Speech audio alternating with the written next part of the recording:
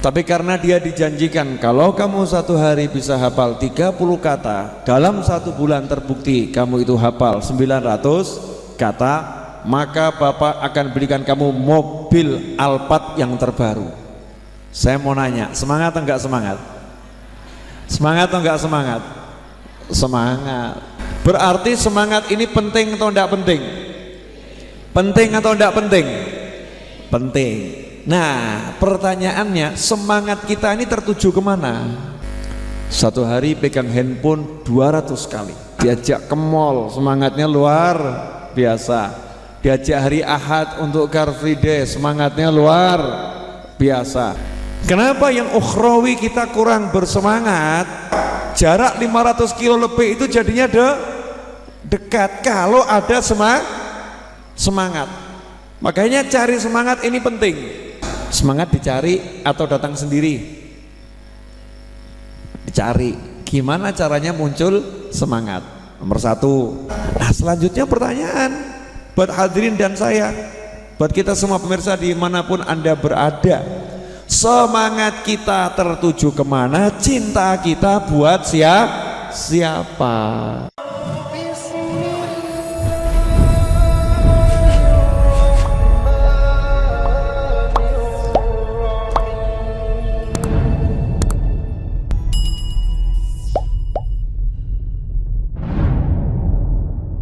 Ini kita akan belajar bersama-sama tentang himmah, semangat. Tentang semangat. Dikatakan oleh salah seorang teman saya, semangat itu bisa membuat seseorang melampaui batas kemampuannya. Semangat bisa membuat seseorang melampaui batas kemampuannya. Contoh, mampunya memanjat pohon setinggi 2 meter, mampunya. Tapi karena di atas pohon yang tingginya 4 meter ada calon mertua lagi manggil, sini naik ke sini. Saya mau nanya, sampai enggak itu 4 meter? Sampai. Sebetulnya mampu tidak? Tidak, dia tuh paling takut ketinggian, 2 meter masih aman, lebih dari itu goyang dia. Tapi karena ada calon mertua di atas manggil, sini naik gitu ya, ayo naik, ayo, disemangati calon mertua, ini semangatnya muncul, maka bisa naik dia ke lantai sampai 4 meter. Ada pula orang yang mampunya dia itu menghafal satu hari 5 kata, satu hari 5 kata. Tapi karena dia dijanjikan kalau kamu satu hari bisa hafal 30 kata, dalam satu bulan terbukti kamu itu hafal 900 kata, maka Bapak akan berikan kamu mobil Alphard yang terbaru. Saya mau nanya, semangat atau enggak semangat? Semangat atau enggak semangat? Semangat. Ya, jadi semangat itu bisa membuat seorang melampaui batas kemampuannya. Tapi kalau orang nggak punya semangat, bisa menjadikan batas kemampuannya itu turun. Sebetulnya mampu, jadi kurang mampu, atau bahkan menjadi tidak mampu kalau tidak punya semangat. Berarti semangat ini penting atau tidak penting? Penting atau tidak penting? Penting. Nah, pertanyaannya, semangat kita ini tertuju kemana? Orang-orang dulu punya semangat, satu hari sholat sunnah 1000 rakaat. Satu hari sholat sunnah 1000 rakaat. Orang-orang dulu punya semangat, pagi hari sholat sunnah 100 sampai 200 rakaat. Habib Abdullah bin Alwi al-Haddad tunanetra, masih anak-anak, satu hari sholat sunnah 100 hingga 200 rakaat. Orang dulu punya semangat, makanya satu hari khatmul Quran 4 di siang hari, 4 di malam hari. Nah, semangat kita kemana? Satu hari pegang handphone 200 kali. Semangat kita kemana? Handphone. Semangatnya kemana? Diajak ke mall, semangatnya luar biasa. Diajak hari Ahad untuk Car Free Day, semangatnya luar biasa. Semangat kita tertuju pada hal-hal yang sifatnya duniawi, yang rendah. Kenapa yang ukhrawi kita kurang bersemangat? Ya berarti tadi belum menganggap yang ukhrawi itu sesuatu yang berharga. Belum menganggap yang ukhrawi sesuatu yang berharga. Kalau sudah menganggap yang ukhrawi sesuatu yang berharga, maka akan muncul semangatnya. Seperti pemuda yang saya temui kemarin waktu haul Habib Ali Habsyi. Haul Solo, haul Habib Ali Habsyi. Ada yang pamitan sama saya, mau pulang. Seorang pemuda mau pulang. Saya nanya, dari mana asalnya? Tangerang. Tangerang itu dekat atau jauh? Dekat atau jauh? Berapa kilo kira-kira? Lebih dari 500 kilo. Lebih dari 500 kilo. Saya tanya, naik apa? Motor. Naik apa? Motor. Saya sempat berpikir, jangan-jangan boncengin seseorang. Biasanya kalau naik motor boncengin seseorang bisa semangat. Seperti mas-mas itu ya. Mau kemana? Pengajian, jemput Siti. Semangat. Masya Allah, semangatnya luar biasa. Bukan pengajiannya, karena jemput Siti. Entah Siti siapa. Ya, semangatnya lain. Tapi saya nanya, sendiri atau sama teman? Sendirian, Bib. Udah nikah? Belum. Gak ada yang diboncengkan? Gak ada. Masya Allah. Ceritanya gimana? Ada rombongan sebetulnya mau naik bis, tapi saya terlambat datang, sudah ditinggal sama bisnya. Sehingga saya nyusul naik motor dari Tangerang sampai Solo. Ini mau pulang? Iya. Sama siapa? Sendiri. Mau pulang sendiri. Kalau berangkat mungkin semangatnya gede. Kalau pulang itu semangat suka hilang, betul kan ya? Pulang semangat suka hilang. Ini mau pulang sendiri. Nah, ini apa nih yang mendorongnya? Ini ukhrawi. Kalau semangat ukhrawi itu kuat, jarak 500 kilo lebih itu jadinya dekat. Kalau ada semangat. Makanya cari semangat ini penting. Cari semangat penting. Ada orang, Habib, saya kok sekarang nggak nafsu kerja ya, Bib. Semangat kerja nggak ada, nganggur nggak enak, semangat kerja nggak ada. Lah kumpulnya sama siapa?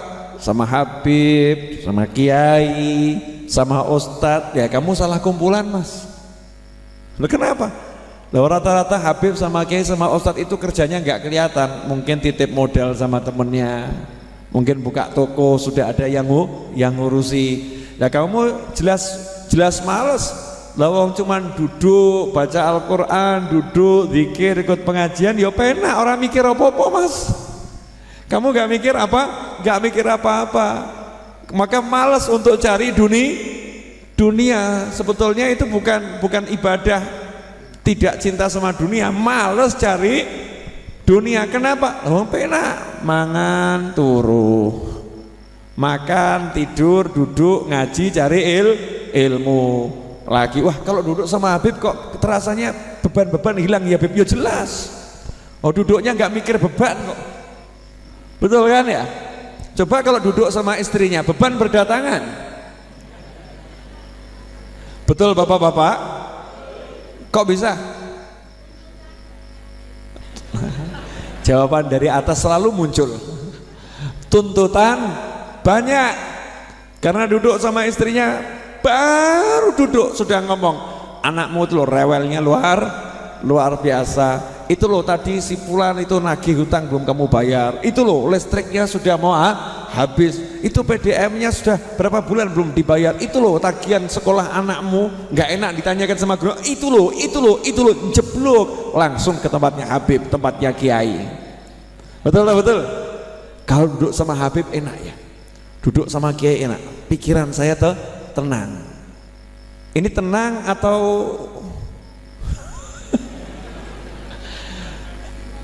menenangkan diri nih? Tenang atau apa ini? Sebetulnya ini posisinya apa? Posisinya dia kehilangan semangat, kehilangan semangat untuk kerja, kehilangan semangat untuk cari nafkah, keasyikan dengan akhirat, yang sebetulnya akhirat yang lagi dia tekuni itu bukan sesuatu yang terbaik untuk dia. Kenapa? Karena dia mengabaikan tanggung jawabnya mengurus keluarga. Sementara mengurus keluarga akhirat dan wajib baginya. Jadi dibedakan dulu, ini memang karena males ya, atau memang orangnya semangatnya tinggi, dia istirahat sebentar ya, istirahat sebentar, diempet semangatnya untuk kumpul ulama lah, itu luar biasa. Begitu keluar di tempatnya ulamanya, udah nih semangat yang diempetkan semakin lama semakin besar, jadinya keluar gedenya luar biasa. Nah ini semangat dicari atau datang sendiri? Dicari. Gimana caranya muncul semangat? Nomor satu, tergantung semangat apa yang dicari. Kalau semangat nikah, jangan kumpul sama orang yang belum menikah. Kemudian males nikah, cuman ngomong tok, kapan dia nikah ya, kapan dia nikah. Orang rabi-rabi mas. Tapi kumpul sama orang yang pengen nikah lagi, cepet nikahan ya. Kumpul sama orang yang pengen nikah lagi, karena yang diomongkan saya mau nikah lagi, saya mau nikah lagi. Ngomongnya begitu terus, memunculkan semangat. Luar biasa. Dia sudah nikah aja pengen nikah lagi. Wah, aku jomblo harus ditinggal. Nah, muncul semangat. Jangan pula kumpul sama orang yang nikah kemudian hampir gagal. Terus ngomong begini, ojo rabi mas, apa mumet. Jangan nikah mas, pusing kamu, percuma kamu nikah. Wong wedok iki padha kabeh cerewet. Ini orang yang ngomong, bukan saya loh ya. Perempuan itu sama saja cerewet kamu. Wah, kelihatannya aja di hari pertama masya Allah tunduk khusyuk, genep seminggu dipaidu awakmu. Udah bisa maki kamu. Nggak enak. Terus nggak enak nikah, enak sendiri, merdeka, bebas kemana-mana. Kamu nggak ada yang ngintil. Sak karepmu, mulih ya karepmu, ora mulih ya karepmu. Penak gitu. Mulai, wah gitu ya, iya enak jomblo. Wah. Mulai males nih nikah. Kumpul sama orang yang bersemangat untuk menikah. Mau punya anak, jangan kumpul sama orang-orang yang nggak pengen punya anak. Ngopo mas kalau anak aku papat mumet. Kamu punya anak buat apa? Anak saya itu 4 pusing saya. Enak orang nggak punya anak, merdeka kemana-mana. Ngapain kamu punya anak? Capek. Atau dia kumpul sama orang yang sudah lama pengen punya anak tapi belum berhasil. Ngapain mas? Kamu mau ke dokter? Saya udah ke seluruh dokter mas, nul. Istri saya sehat, semua obat udah saya minum, apapun saya lakoni hasilnya nul. Daripada kamu kehabisan banyak duit, sudah mas, wes serosah neko-neko, wes terimoan orang dia anak jatahmu. Terima aja, jatahmu memang nggak punya anak. Hilang semangatnya itu, nanti hilang semangatnya. Tapi kalau kumpul sama orang yang berhasil setelah 17 tahun, setelah 20 tahun, setelah 10 tahun, mas jangan putus asa mas, saya 17 tahun aja nggak punya anak, bisa punya anak kok. Anda baru setahun nikah, udah tuh lanjut, insya Allah hasil, lanjut, insya Allah hasil. Kumpul. Nah ibadah juga begitu. Mau ibadahnya semangat, Beb, saya kenapa ya Beb ya, kok kurang semangat untuk ibadah, kenapa? Tontonan kumpulanmu. Lah kalau kumpulannya TV kapan semangatnya? Bentar berita lagi, sinetron, enak nih, bahan banyak dari atas nih. Ya sinetron, berita. Kemudian handphone, lihat lagi, cari apa itu berita-berita dari Detik.com yang bagus beritanya kan. Memang orang jadi ya pakai kecanduan, baca berita, asik baca berita, asik lagi lihat ada kiriman WhatsApp dari orang begini, orang begitu. Akhirnya zikir tidak, baca Al-Qur'an tidak, doa tidak. Kumpulannya ini loh, kumpulan kita siapa? Kalau kita pengen semangat dalam ibadah ya kumpul sama ahli ibadah. Akhirnya nanya pula nih, Habib, Yai, Ustadz, Guru, ahli ibadahnya siapa harus saya kumpulin? Saya mau kumpul ahli ibadah yang mana? Saya lihat ahli ibadah di masjid habis sholat subuh pada tidur. Di masjid, Habib, di masjid ini sholat subuh, saya udah semangat pengen kumpul orang-orang yang ahli sholat subuh. Tapi begitu salam pada tidur, Bib. Gimana ini? Ya itu berarti bukan ahli ibadah. Orang-orang yang maksakan diri untuk ibadah, belum ahli. Kalau ahli melek pasti. Kalau maksakan diri belum ahli. Terus gimana kumpulnya? Kumpul saja sama kisahnya orang-orang soleh. Baca ceritanya orang-orang soleh. Kata para ulama, kisah solehin junud. Cerita-ceritanya orang soleh itu bala tentara. Bala tentara yang menguatkan hati kita. Jadi kalau kita lagi males-males, baca ceritanya orang-orang soleh yang rajin ibadah, yang mujahadahnya besar, otomatis nanti akan ketularan. Ya akan ketularan. Baca itu langsung ketularan, muncul semangat. Contoh, saya mau ngasih contoh tapi agak nggak enak, boleh ya? Boleh ya? Oke. Jujur tapi wajib jujur. Siap? Ya. Jenengan khatam Al-Quran setahun berapa kali?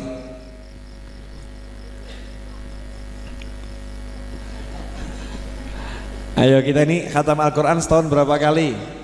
Baca sendiri loh ya. Berapa kali? Kali-kali. 4 kali ada?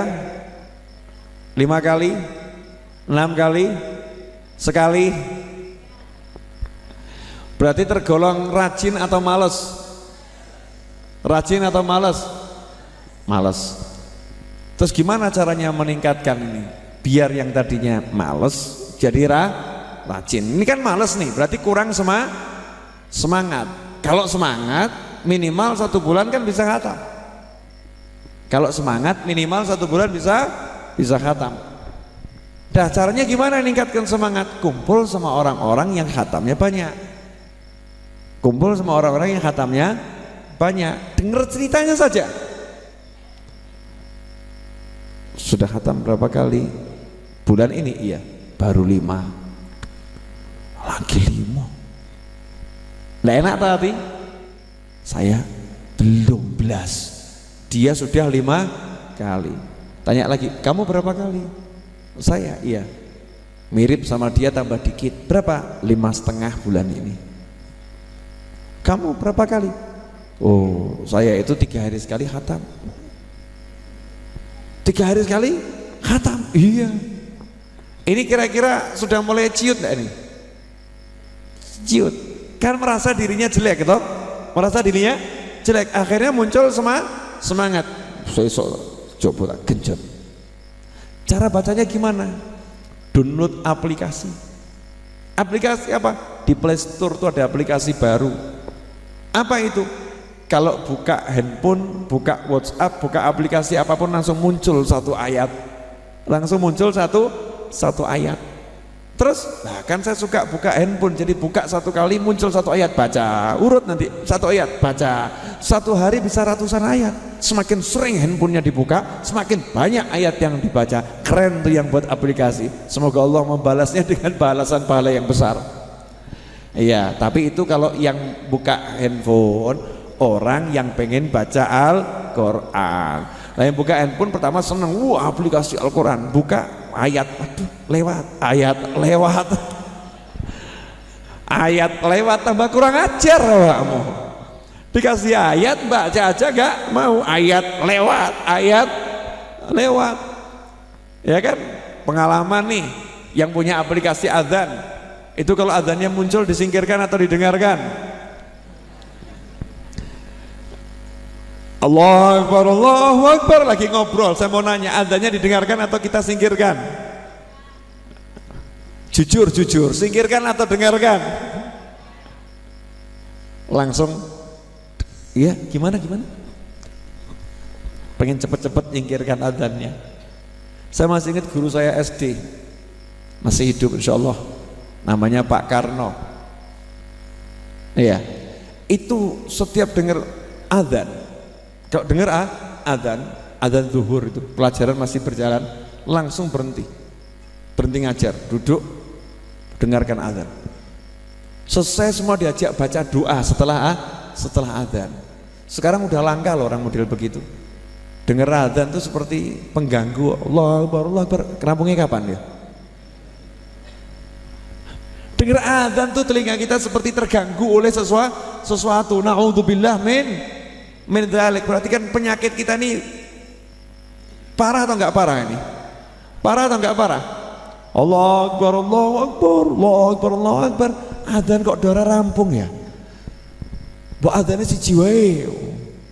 Adzan ngene iki gawe mumet loh, Masya Allah ya. Buat pusing, ini kan naudzubillah min dzalik. Nah kembali semangat, kalau pengen semangatnya baca Al-Quran muncul, baca itu kisah orang-orang yang satu hari khatam sekian kali. Bandingkan dengan diri kita, ciut nanti. Ya Allah, saya kok seperti ini. Semangat. Ini belum apa-apa loh ya, baru gambaran. Kemudian cinta. Udah semangat, terus muncul cinta. Jadinya seperti yang kemarin, berangkat haul Solo, semangat, pengen datang haul Solo, cinta. Ya, sama Kanjeng Nabi Muhammad SAW. Satu gerbong, ya Nabi Sallallahu Alaika, solawatan. Di gerbong solawatan, tidak kalah sama bonek atau pecinta-pecinta sepak bola yang lain, betul kan? Di gerbong meneriakan yel-yel apa namanya sepak bolanya. Oh, semangat karena cinta. Itu juga semangat menghadiri majelis dan cinta kepada Kanjeng Nabi Muhammad SAW. Jadi yang keluar ya solawat. Nah selanjutnya pertanyaan buat hadirin dan saya, buat kita semua pemirsa dimanapun Anda berada, semangat kita tertuju kemana, cinta kita buat siapa? Itu tolong difikirkan. Semangatnya tertuju kemana, cintanya buat siapa? Kalau udah ketemu semangatnya itu ke dunia, hal yang jelek dandanono, diperbaiki. Cintanya kepada apa dan siapa, didandani kalau jelek, diperbaiki.